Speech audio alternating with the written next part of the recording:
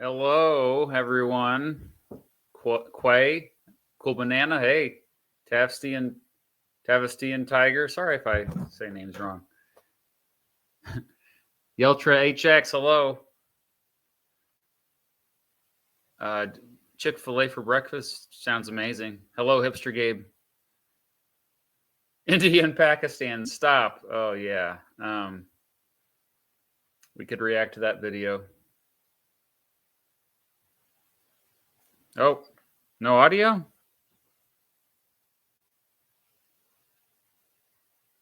There's no audio?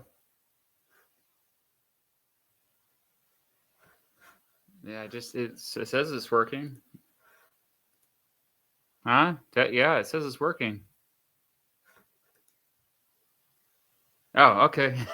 Yeah, it's working. So I hope you're doing well. I got a lot of announcements. First of all, what I'm working on right now, the Korean War. I've got to dug out some old books that I got a long time ago. And then my grandpa fought in the Korean War. So tomorrow, my dad's getting me some of his old stuff from it, so I can hopefully film it. I've already done a Korean War video, but it was like a parody song of the Red Hot Chili Peppers. Give it away, give it away. Yeah, Korean War, Korean War, Korean War now. Korean War, Korean War, Korean War now. So anyway, that's the video I'm working on right now. Later today, though, the Deep State video finally comes out. I think you're gonna like it. I'm really excited about this one. It's if you're a Patreon supporter, like if Tom's here, he already saw it. But there's a reference, and I did a parody, a satire of It's Always Sunny in Philadelphia, that famous scene with Charlie getting all conspiratorial. I think it was season 4. If you ever watched that show, It's Always Sunny. It's a great show. I haven't seen every episode, but I've seen a lot of them. Oh, your girlfriend is Korean. Nice. Oh, wow. Okay. Well, perhaps I'll share some more information about my script next Friday, and maybe you can give me some more feedback there. I didn't know that about you. Oh, that's cool. Your granddad also fought in the war. Okay. What's with all the dust flying around?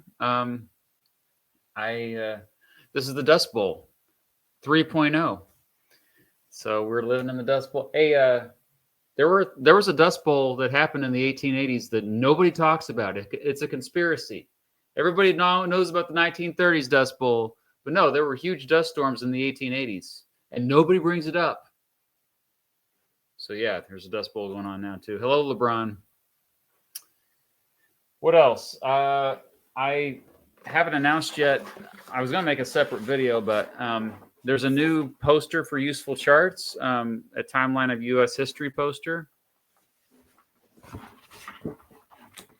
And I helped make it. I helped update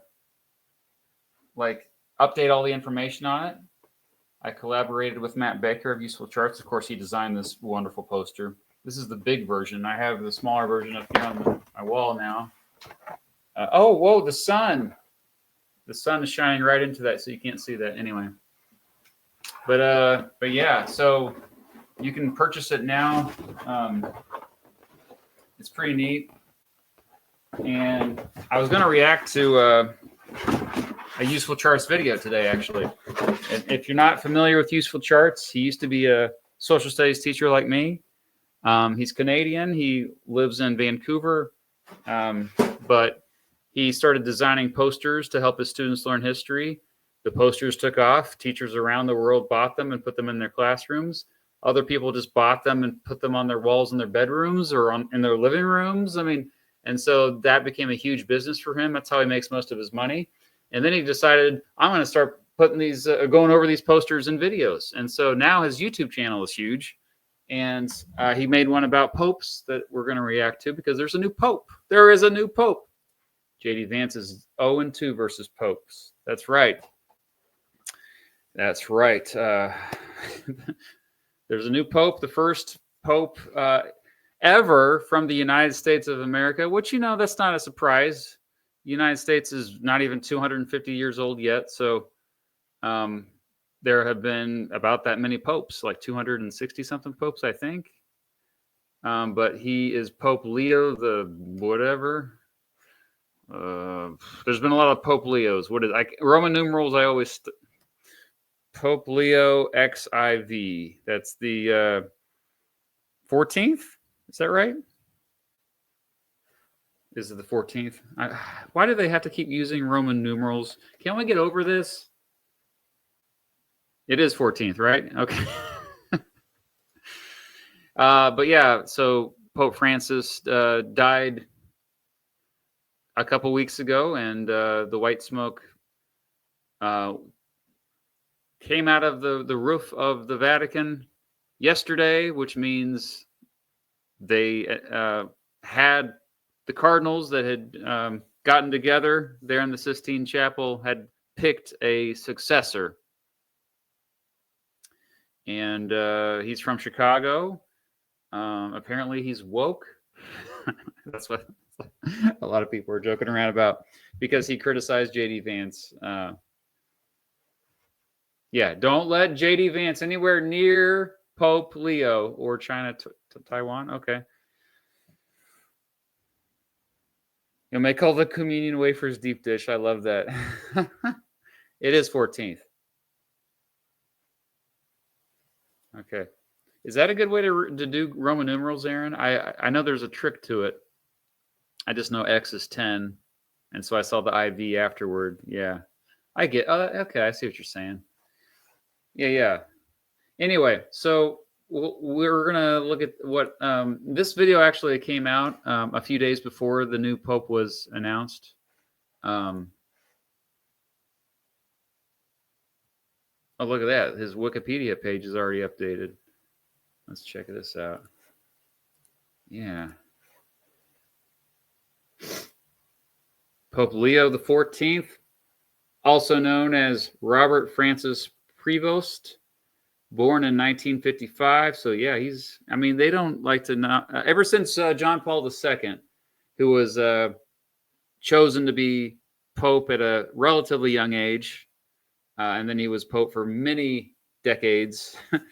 I think there's been the trend to say, hey, we need to have older popes. We don't want them to be Pope for a really long time and have so much influence. But anyway, yeah, like I said, born in Chicago, just announced yesterday that he was elected the new Pope. And for those who are not aware, I was born and raised Catholic, not just Catholic, but I would argue fundamentalist Catholic. My family, most of my extended family is fundamentalist Catholic. What does that mean? Well, they take their religion very seriously, and they're very traditional. And they take things very literally with their faith. There's no wiggle room. There's no gray area. The church doctrine is followed very closely. And that was basically how I was raised. And I left the religion as an adult, but culturally, I still have strong ties to Catholicism, obviously, since the vast majority of my family are still Roman Catholic. I follow this stuff very closely. And yeah, it's the world's largest organization. 1.3 billion people on the planet are Roman Catholic. So that's why everybody makes a big deal out of this. It's the world's largest organization, the most influential organization in the world. Vatican City is a country, a very small country, but technically a country within Italy, the enclave there, where it's also technically a theocracy because it's a religious government, but extremely influential on the world. So that's why everybody was paying attention. Pope beat the first. Yeah. I haven't talked to my family yet. I want to see them tomorrow, but I haven't talked to them about their thoughts about the new Pope. They didn't really have strong feelings about Pope Francis, although a lot of Catholics did criticize him for being too left-leaning because, he wanted to help poor people and he was pro-immigrants. And he's like, hey, Um, the LGBT plus community, we should be nice to them. So he was, I would say, the most progressive pope we ever had. It seems like this new Pope Leo guy is similar to Pope Francis. In fact, Pope Francis liked Pope Leo here and may have even been a handpicked successor. But again, it can't be handpicked. It's actually democracy. All the cardinals that get together. I don't know how many cardinals in total, but the group of cardinals that get together to vote to pick the next pope, they all literally vote on this, and of course they pray on it. They always say, "Oh, this is actually God's choice," but it's their choice. They picked them. So yeah, I'll see a lot of my family, my extended family tomorrow, because it's my grandma's 90th birthday party tomorrow, and yeah, as you can imagine, I have 11 aunts and uncles on that side of the family. Again, Catholic. They're Catholic. I'll just leave it at that. Let's go ahead and see what the useful charts video was. The title of the video is "Every Papal Conclave Since 1958" and my prediction for the next pope. By the way, the betting markets got it completely wrong. They got it completely wrong. Oh yeah, and also there was that, of course, famous picture of famous. I mean, it came out a few days ago, like a week ago, 5 days ago. Of Trump tweeted out or Truth posted a picture of himself as Pope.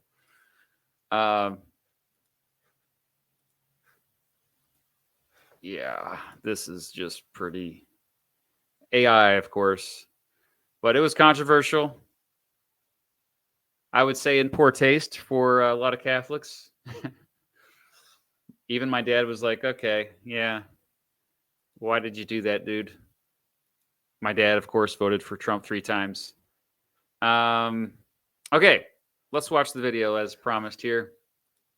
Every papal conclave since 1958 and my prediction for the next pope. Let's see if he predicted right. This video already has 1 million views, by the way. So good for useful charts. Wow. Hi, this is Matt Baker. As I'm sure you know by now, Pope Francis has died, and therefore we are about to have a papal conclave, a secret meeting in which the highest ranking members of the Catholic Church all get together to decide, by way of several rounds of voting, who will be the next pope. Ever since the Pope passed away, there's been a lot of speculation about who the next Pope might be, with several frontrunners being identified. In this video, I thought I'd take a look at the previous 6 conclaves to see if there are any patterns we can discover that might give us a clue about how things might go. Let me start by showing you the 5 candidates that I think are most likely to get votes in the upcoming conclave. As usual, all are cardinals, which is why they are all wearing red. However, they differ in terms of age, nationality, and views. All right, so he already he didn't guess it right. We can tell from his top 5 contestants here. Looks like he picked 3 people from Italy. That's interesting. Pizzaballa. I know that a lot of comedians joked around like, it wouldn't be cool to have a dude named Pizzaballa to be the next pope, but no, he did not get it. But you notice how they're all around the same age, born in the 1960s or 1950s, because the idea is that they'll probably be around at least 15, 20 more years, and that's a nice term. They don't have term limits, of course, because that's up to God, but they don't want him to be like John Paul II. Again, John Paul II, how long was he in there exactly? He was in there the first, before I was born till 2005. Okay, so 1978. Wow. So that was doing the math in my head right now. 27 years.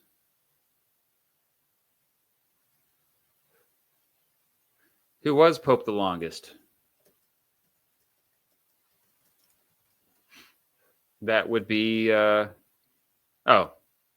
St. Peter, the first Pope, who was believed to serve up to 38 years. Interesting. But it looks like John Paul II was third longest, 26 years, 5 months, and 17 days. If you can see that now, put on the screen. That's interesting. Yeah, so they don't like it generally. The Vatican doesn't like it if a pope is there for longer than 20 years. They don't want him to have too much influence, you know. Oh wow, only what Pope Urban the 7th was only there for 13 days and then he died. Dang. Pizzaballa calling himself Papa John would have been perfect. Oh my gosh. Oh, that would have been pretty epic. Yeah, we missed out on that opportunity. Okay, anyway, back to the video. Share this tab instead. Okay. Yeah, we're back. Take note that the number below each face represents their ages. You can see that most are in their late 60s to early 70s, with Cardinal Pizzaballa being the exception. He's the youngest of the 5 at age 60. The flag next to their age is the country that they're from. This year, there are several Italians in the running, a Filipino and a Hungarian. Finally, and this was the hardest part because it's open to debate, I marked Zuppi as being the most liberal, Tagle as leaning liberal, Parolin as the most moderate, Pizzaballa as leaning conservative, and Erdo as being definitely conservative. Again, you might have a different opinion on this, which hopefully you'll leave in the comments. But I do want to make one thing clear. There are no parties within the Catholic Church. These labels are just estimates as to where each person fits, from liberal to conservative. Let's now dial the clock back 67 years and look at the situation that existed in 1958. This was the first conclave to take place after World War II, and it was precipitated by the death of the wartime Pope Pius XII. Prior to becoming Pope, Pius XII had spent most of his career as a diplomat, eventually becoming the Vatican's Secretary of State, and then, of course, the Pope.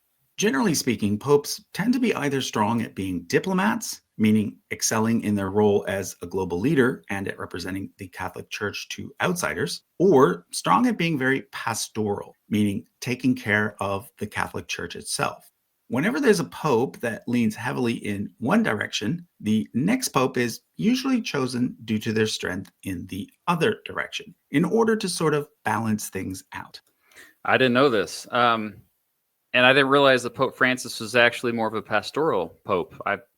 See, this is the distinction I had no idea about, despite being Catholic and my whole family being Catholic and knowing the catechism fairly well, reading it, studying it. I didn't even know all this stuff. So when outsiders tend to think about the Pope, they are probably, this is what they're thinking about more than anything. They're seeing it through the political lens versus the theological lens. So because Pius XII had been a very diplomatic pope, the 1958 conclave was focused on choosing a more pastoral pope. The main liberal frontrunner at the time was 67-year-old Cardinal Lercaro, the Archbishop of Bologna, but he was considered by most to be too liberal. On the other hand, the main conservative frontrunner was 52-year-old Cardinal Siri, the Archbishop of Genoa, but he was thought to be too young, especially considering that the previous pope had served for almost 20 years, which is considered a long time for a pope. Generally speaking, the church doesn't like to have 2 long-reigning popes in a row. Because of these factors, neither Lecaro nor Siri were able to garner enough support during the first few rounds of voting, and therefore attention shifted to some more moderate candidates instead. One of these was Cardinal Agajanian. Choosing him would have been highly unusual because he was actually not from the main Latin Church, but rather from one of the much smaller Eastern Catholic churches. To be more specific, he was the Patriarch of Cilicia, which meant that he was the head of the Armenian Catholic Church. But you see, by this point, it had been over 400 years since a non-Italian had held the papacy, and well over 1,000 years since there had been one from outside of Western Europe. So choosing That's crazy. That is a crazy thing he just said. More than 1,000 years. Agajanian would have been a very bold move. The other moderate option was Cardinal Roncalli. the Patriarch of Venice. He was on the older side, so that meant that he would likely not be pope for long. According to Roncalli himself, during the next few voting rounds, his name and Agajanian's went up and down like two chickpeas in boiling water. Eventually, things shifted toward Roncalli, and in the end, he tipped past the 2/3 mark, which is when a winner is declared.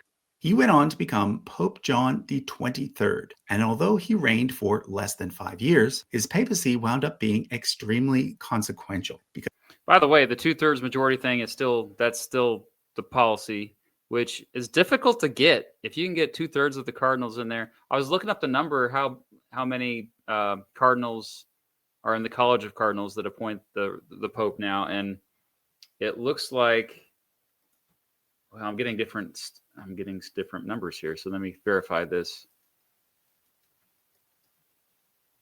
Maybe it's changed a few times in recent years.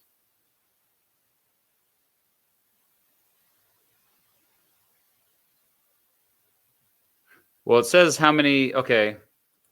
According to ABC News here, let me look this.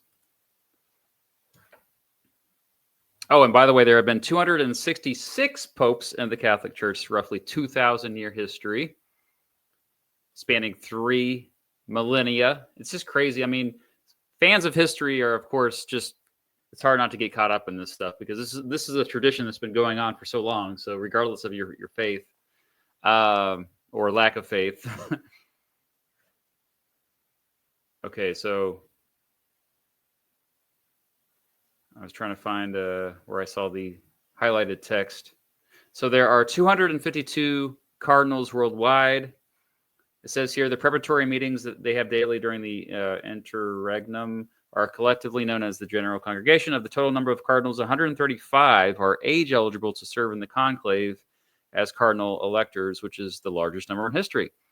So yeah, if you are in that group, as many as 135 people were there. So getting 2/3 of 135 people to vote for this guy, I think that's still very difficult.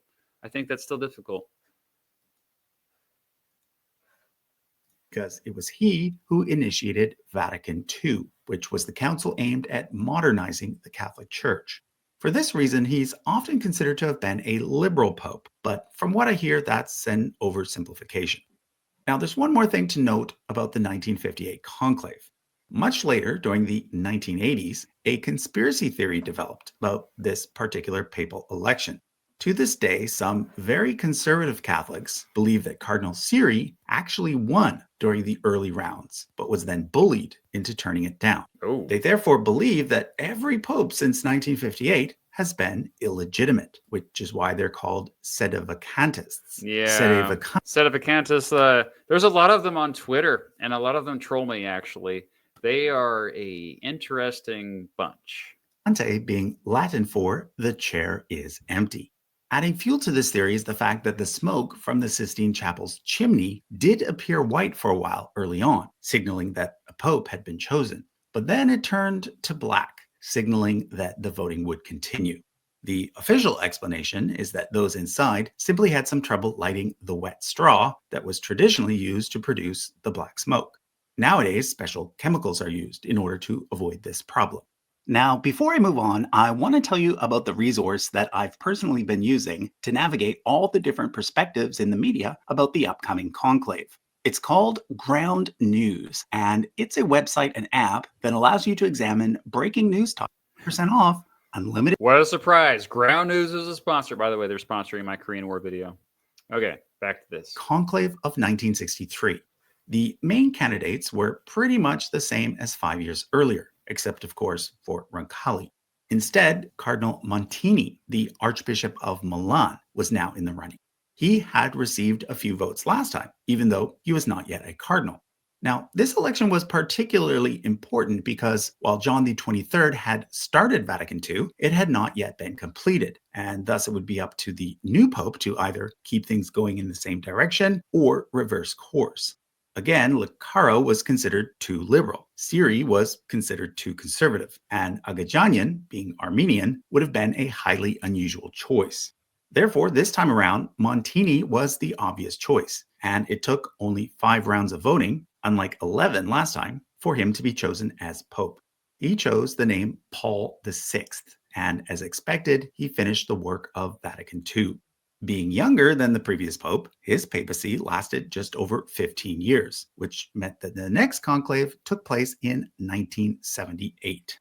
By this point, both Leccaro and Agajanian had passed away, so they were no longer in contention. However, Cardinal Siri, the arch-conservative, was still around, and in fact, he received the most amount of votes in the first round. However, the frontrunner that year was actually the liberal candidate, Cardinal Pignedoli, who had been a close ally of Paul VI.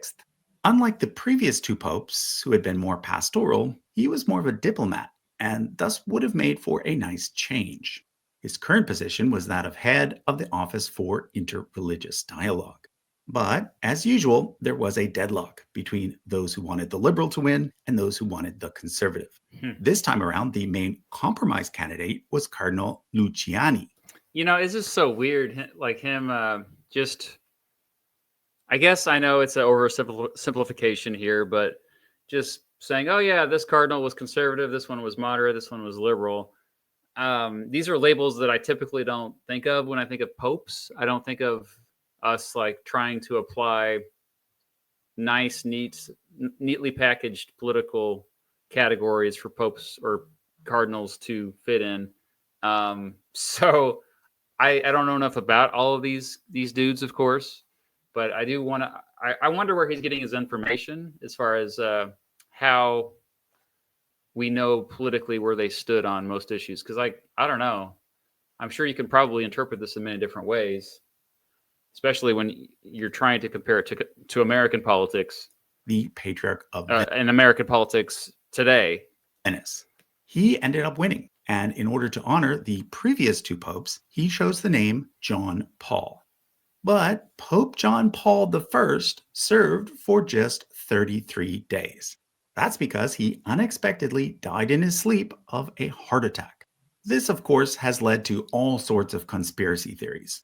At the time, there was corruption going on at the Vatican Bank, something that came out during the early 80s. So some people think that he was killed because he was going to expose that corruption. Ooh. The other main theory is that he was killed by liberals because he was going to reinstate the traditional Latin Mass, which had been replaced after Vatican II by services in local languages. So, even though there had just been a conclave in August of 1978, there was a second one in October of 1978.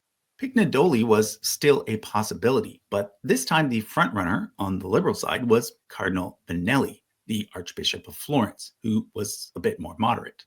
Thus, it was mostly a choice between Benelli and Siri, who now had a fourth chance Every time it says to Siri, be elected. it's off your phone. But as we've seen several times already, there ended up being a deadlock between the two sides, and thus a compromise candidate had to be found. See, this ended up being the rather... I didn't know John Paul II. I didn't know he was a compromise candidate. I had no idea. See, I'm pretty ignorant about this history. We were never taught it. Young and conservative-leaning Cardinal Wojtyła from Poland, who took the name John Paul, like his predecessor, and thus became Pope John Paul II. He was the first non-Italian pope in 455 years. In 455 years. Wow, I forget how long that was. So yeah, it's usually dominated by the Italians. And because he started at age 58 and lived to be 84, he ended up having a very long papacy, about 26 and a half years, which is the second longest of all time, third if you count the Apostle Peter. John Paul II died in 2005, so the next conclave we're going to discuss is that one.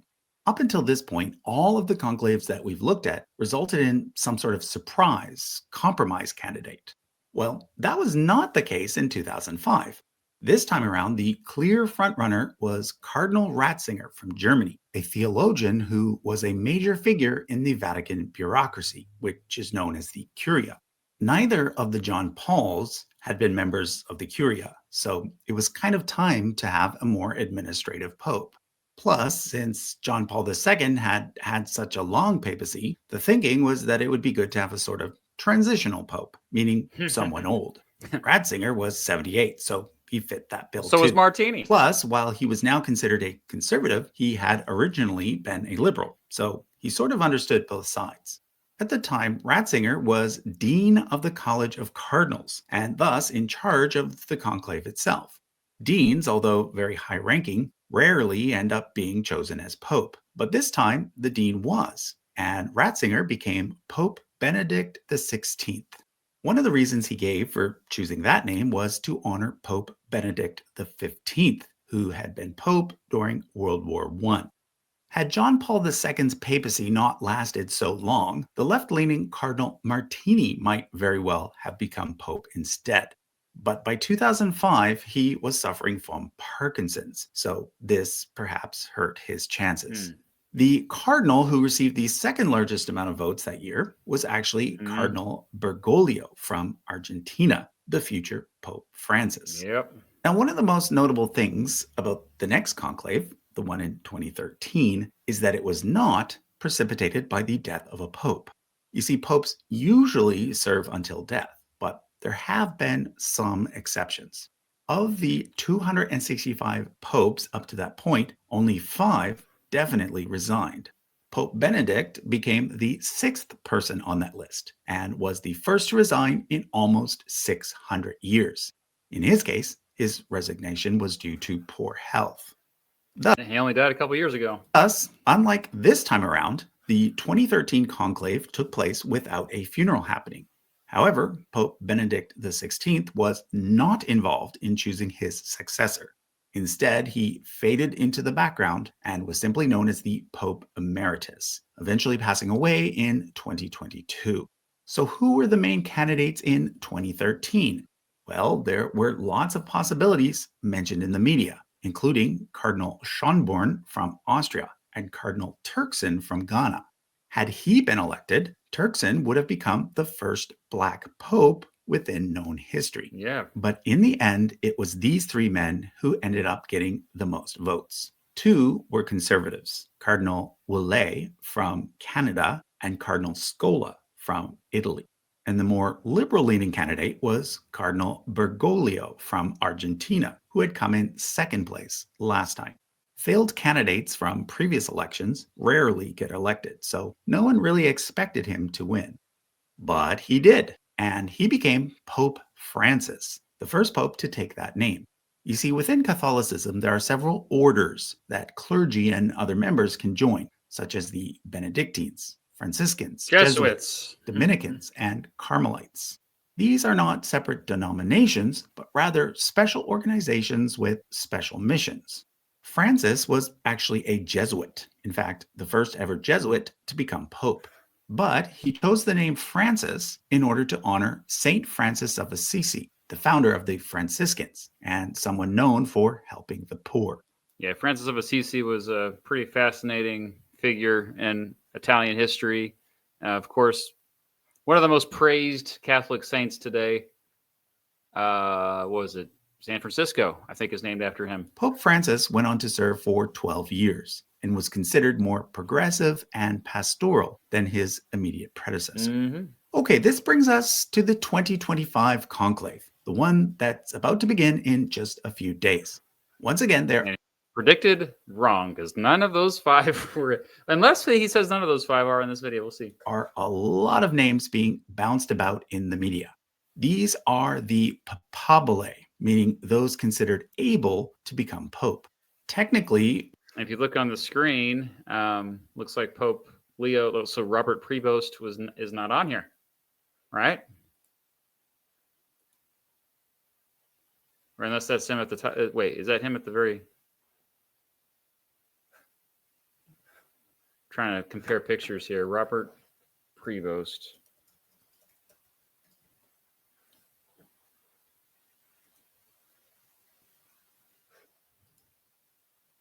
Is that him at the top center picture? That might be him. Kind of looks similar. Maybe that is him. Okay, so maybe he was already in the media. We're talking about him. Okay, back to this. Sorry. Ouellet and Scola are still Papal, but they are now 80 and 83, so it's unlikely. So like I said at the beginning, of all the many possibilities, I've chosen to focus on these 5. First, there's Cardinal Matteo Zuppi, the Archbishop of Bologna. Louis to focus on able As to become Zuppi up there at pope. the top. So yeah, he Prevost was not on the screen here. Like I said at the beginning, of all the many possibilities, I've chosen to focus on these 5. First, there's Cardinal Matteo Zuppi, the Archbishop of Bologna, Luis Antonio Tagle, the former Archbishop of Manila, but now a member of the Curia, and Cardinal Pietro Parolin, the current Secretary of State for the Vatican, a position that's often thought of as being the number 2 position at the Vatican after the Pope. All 3 of these individuals are considered to be more on the liberal side, although I'd say that Zuppi is the most liberal and Parolin is the least. On the conservative side is Cardinal Pier Battista Pizzaballa. Yes, I know, that is a delightful name for a person from Italy to have. He's currently the Latin Patriarch of Jerusalem. I say Latin Patriarch because there's also a Greek Orthodox Patriarch and an Armenian Patriarch, those last 2 not being in communion with the Catholic Church. Finally, there's Peter Erdo, the Archbishop of Budapest, Hungary. So as you can see, there are 3 Italians with a very good chance this year. There hasn't been an Italian pope since 1978, so perhaps this is the year that the papacy will return to its usual spot. Or maybe this is the year that the papacy will continue to move away from its usual spot. After all, the first 2 non-Italian popes in modern times were from Europe. Then we got one from outside of Europe, the first Latin American pope, although he was of European descent. Next, if Tagle were to become pope, we'd have the first non-white pope ever, at least that we know of. As Catholicism continues to shrink in Europe but grow in places like Asia and Africa, this is bound to happen at some point. But is this year the year? Well, here's what I think. Looking at the past 6 conclaves, the most obvious pattern is that the candidates on the 2 extremes rarely get chosen. This means that Zuppi and Erdo are probably out. Second, new popes are usually chosen in order to contrast with the previous one. Tagle is widely considered to be a sort of Asian version of Francis. In other words, he's very pastoral. Therefore, he might be too similar to the previous pope to get chosen. Both Parolin and Pizzaballa are diplomatic types, so I think it will probably be one of them. Parolin would be the more obvious choice, but as we've seen, the obvious choice usually doesn't win. There's a saying that goes, if you enter the conclave as a pope, you will leave as a cardinal. So in other words, if Parolin doesn't win early on in a landslide, and instead the votes end up being split between him and someone else, we might end up with yet another compromise candidate. And in this situation, someone like Pizzaballa could emerge as the surprise winner. He has the benefit of He predicted Pizzaballa. That's crazy. being a fresh face with experience in the Middle East, one of the places where diplomacy is needed the most. On the downside, he's relatively young and therefore could end up being pope for the next 30 years, which is a big risk for the College of Cardinals to make. Now, if you watched my video last year on how all modern popes share a common ancestor, there's one more thing that you might be wondering. In that video, which I'll link to in the description, I explained the concept of episcopal succession and how every pope can be put on a sort of family tree based on who consecrated who at the level of bishop. When we do that, we discover that every pope since the year 1700 can be traced back to just one man, Wow. Cardinal Scipione Rebiva, who was born in 1504. That's crazy. All of the papabile in this year's conclave can be traced back to him as well, so the pattern will not be broken. However, let me show you where each of the 5 candidates I've talked about fit on the tree. Parolin and Erdo were both consecrated by individuals who went on to become recent popes. Parolin by Benedict XVI and Erdo by John Paul II. For others, you have to trace them back through several non-popes before you can connect them to the tree. Both Zuppi and Tagle eventually connect back to this guy here, and Pizzaballa to this one. Okay, so that was a look at every conclave since 1958. So I wonder where Robert Prevost is on this tree. And my interpretation, like he mentioned the distinction of the pastoral pope versus the diplomatic pope. It seems to me that Prevost, or Pope Leo the 14th, is going to be more of a diplomatic pope. So perhaps that, although like he has, I mean, it could be, I don't know. Maybe it's too early to make that distinction.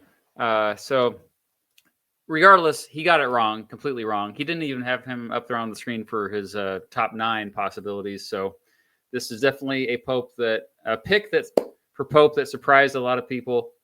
I know that when I heard the news yesterday and I found out that he was from Chicago, I was like, what? He's a White Sox fan? That's pretty crazy. So I think this is a really important moment for not just the Catholic Church, but really for the United States. The fact that, and also like the timing is interesting. I think my understanding of many of the cardinals around the world do not like Donald Trump in particular. They do not like the direction that the United States is currently going, turning its back on immigrants and the poor in particular, when these are two groups of people that the Catholic Church historically has tried to reach out to, influenced heavily by the teachings of Jesus Christ. So that makes sense. Today, you might call them woke liberals for those beliefs, but even the more conservative cardinals, popes in world history still had a soft spot for helping those vulnerable in society. So again, I don't know where he's getting his information for political ideologies. Conservative versus moderate versus liberal. I don't know even what that means in this context. But regardless, the new Pope, Pope Leo the 14th, is seems to be more similar to Pope Francis in terms of like fighting for social justice and trying to do more for the poor, fighting for immigrants, also just speaking out against these unjust wars going on, even like, especially with Ukraine, speaking out against Russia. I think even Palestine, which is that's big progress. Although usually they don't say too much in the Vatican about what's going on between Israel and Palestine. They know to kind of stay out of that. Yeah. So what do you think about this new Pope? You like him? I mean, if he makes JD Vance, or if he talks trash about JD Vance, you gotta like him, right? If he's really triggering the cons, huh?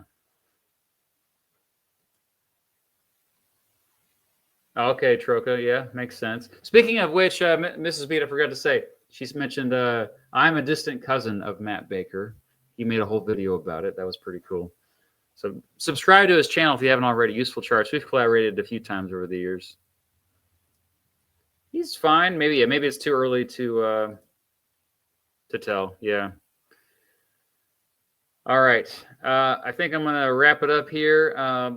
My new video about the deep state will come out probably in a couple hours. So if you're bored later today, hopefully you catch that. I'm excited for this one.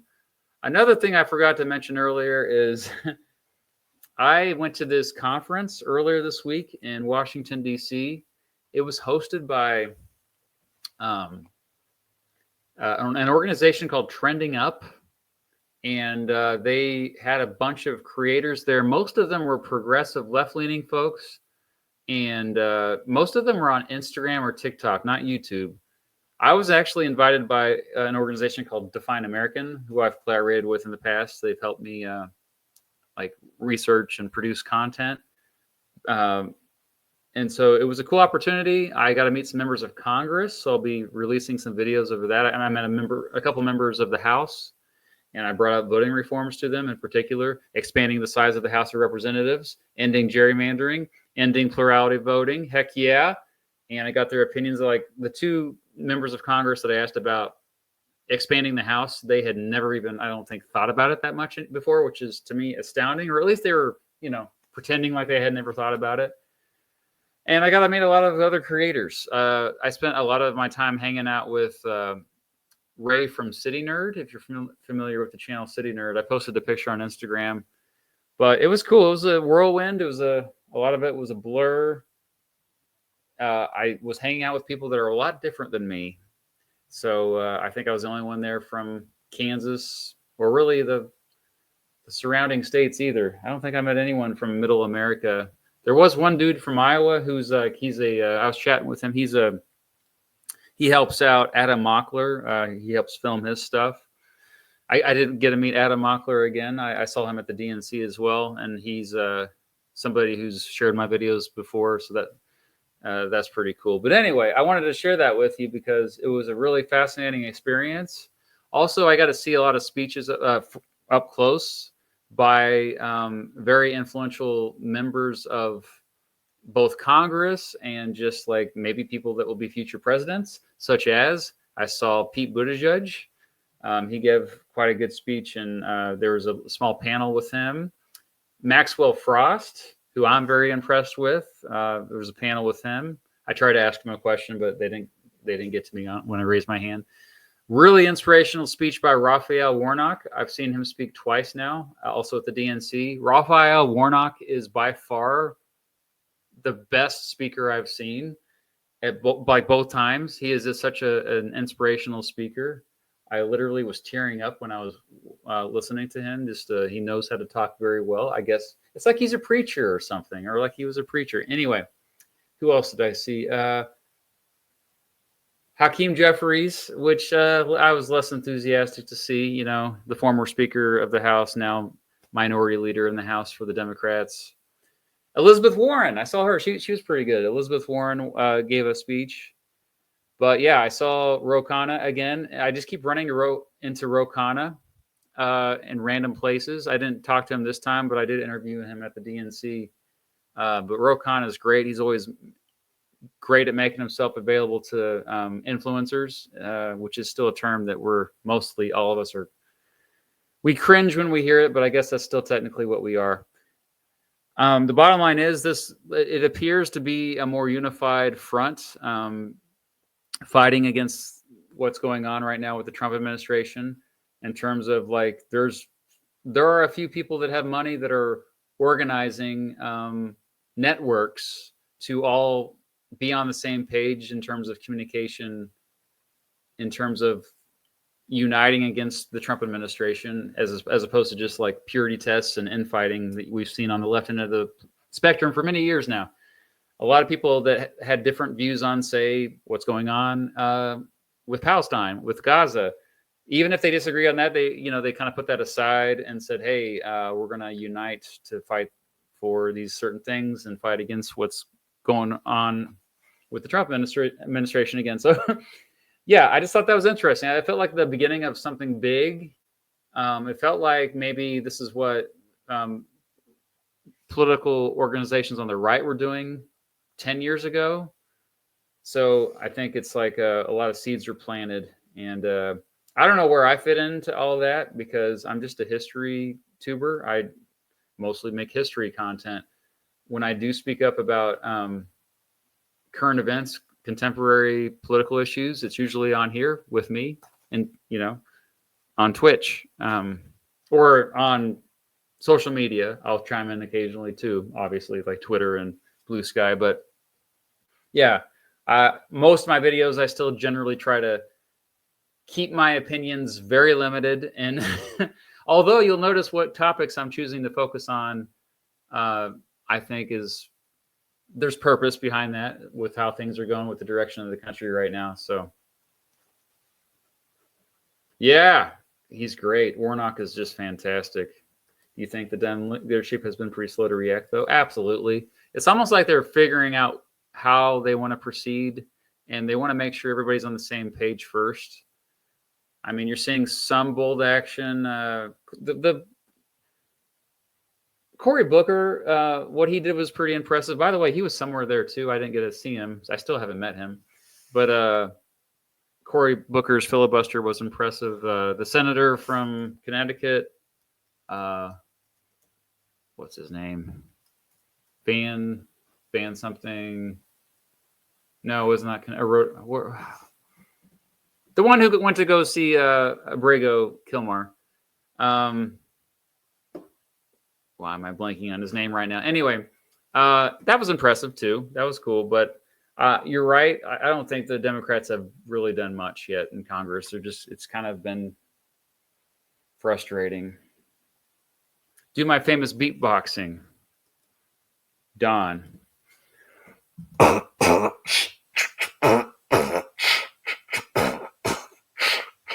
kind of tired. That's not that famous anyway. I'm not known for my beatboxing, although I've beatboxed in videos before. All right, I'm wrapping it up. Thanks for being here. I do this every Friday morning at 9 a.m. Central. If you have videos you want me to react to, send them my way, and I'll try to check them out. Usually it's American history, American political history. It could be geography or economics too. Huh? Well, I usually don't talk this fast. Now the coffee's kicking in. Okay. All right, have a wonderful weekend. Thank you for being here. We'll see you. Peace.